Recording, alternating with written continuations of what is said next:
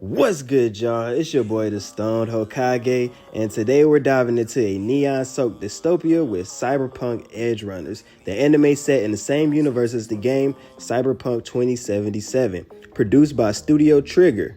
This Netflix series is a roller coaster of emotion, cybernetic mayhem, and action. So does it live up to the hype, or is it just another soulless corpo product? Let's find out. The story centers around David Martinez, a teenager from the streets of Night City struggling to survive in a world dominated by ruthless corporations, cybernetic enhancements, and a brutal social hierarchy. After a tragic event turns his life upside down, David finds himself joining a crew of edge-runner outlaw mercenaries who operate on the fringes of society. Together they take on dangerous jobs, pushing their bodies and minds to the limits of cyber enhancement. Hey man, right off the bat, Cyberpunk Edgerunners hit you with its stunning visuals. Studio Trigger is known for their high-energy, visually explosive style, and this anime is no exception. The neon-lit streets of Night City are brought to life with vibrant colors, gritty detail, and a frenetic pace that perfectly mirrors the chaotic nature of the world from the video games. Whether it's a high-octane chase or a quiet scene of reflection, the anime consistently delivers. One thing that sets Edgerunners apart is its heart. At its core, this anime is a story about people, broken, desperate people who are just trying to find their place in an unforgiving world. David's journey from a struggling student to a hardened mercenary is both tragic and compelling.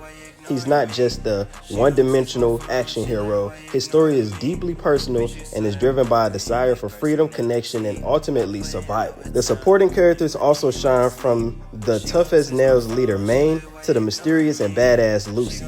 The cast is diverse and memorable. Each character has their own motivations, struggles, and arcs, which adds depth to the story. You actually care about what happens to them, something that isn't always a given in action-packed anime. Of course, this is still a cyberpunk story, and that means it doesn't shy away from dark, mature themes. Corporate greed, body augmentation, and the loss of humanity are explored in brutal detail. The anime raises questions about what it means to be human in a world where people can replace almost any part of themselves with machinery.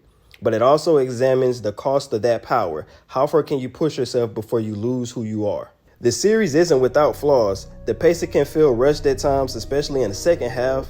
With only 10 episodes, the story has a lot to cover, which can make some character moments feel a bit underdeveloped. Some viewers might find themselves wanting more time to explore certain relationships and storylines. With all that shit being said though, bruh, this show don't pull any punches. When it comes to its climax, the final episodes are a whirlwind of emotion, action, and tragedy. It's a gut-wrenching ride that stays true to the brutal world of cyberpunk without giving too much away. Let's just say that the ending is unforgettable as it is heartbreaking.